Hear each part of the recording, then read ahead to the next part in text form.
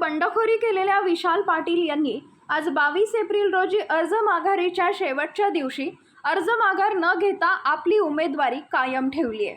त्यामुळे सांगली लोकसभेसाठी आता तिरंगी लढत होण्यावर शिक्कामोर्तब झाले। महाविकास आघाडीतून चंद्रहार पाटील यांना ठाकरे गटाकडून उमेदवारी देण्यात आल्यानंतर विशाल पाटील आक्रमक झाले। दरम्यान उमेदवारी अर्ज निश्चित झाल्यानंतर विशाल पाटील यांना कोणते चिन्ह मिळणार याकडे सुद्धा लक्ष होते। विशाल पाटील यांनी अपक्ष अर्ज भरताना शिट्टी, टेबल आणि गॅस सिलेंडर या चिन्हांची मागणी केली होती। मात्र विशाल पाटील यांनी मागणी केलेल्या तिन्ही चिन्हांपैकी एकही चिन्ह मिळालेलं नाही, त्यांना लिफाफा हे चिन्ह भेटलं। दुसरीकडे विशाल पाटील यांनी मागणी केलेलं शिट्टी चिन्ह स्वाभिमानी शेतकरी संघटनेला गेलंय। सांगलीमधील स्वाभिमानीचे उमेदवार महेश खराडे हे शिट्टी या चिन्हावर रिंगणात असणार आहे। गेल्या काही दिवसांपासून विशाल पाटील यांनी अत्यंत आक्रमक पवित्रा घेत कोणत्याही परिस्थितीत निवडणूक लढवण्याची घोषणा केली आहे। त्यामुळे अखेरच्या दिवशी माघार घेतात का याकडे राजकीय वर्तुळाचं लक्ष होतं। मात्र विशाल पाटील यांनी अर्ज माघार घेतलेला नाही। काँग्रेसकडून आघाडी धर्म सांभाळण्यासाठी विशाल पाटील यांना निलंबनाचा इशारा देण्यात आला होता।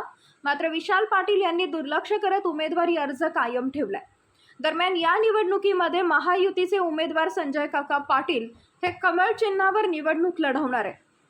महाविकास आघाडीतील घटक पक्ष असलेल्या शिवसेना उद्धव बाळासाहेब ठाकरे पक्षाचे उमेदवार चंद्रहार पाटील हे मशाल चिन्हावर निवडणूक लढवणार आहेत।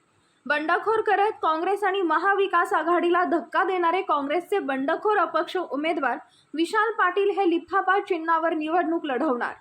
स्वाभिमानी शेतकरी संघटनेचे जिल्हा अध्यक्ष महेश खराडे हे शिट्टी या चिन्हावर निवडणूक लढवणार आहेत।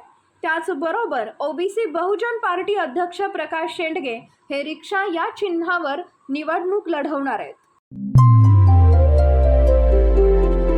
नवीन घडामोडींसाठी युवा पर्व न्यूजला सबस्क्राईब करा आणि बेल आयकॉन क्लिक करा।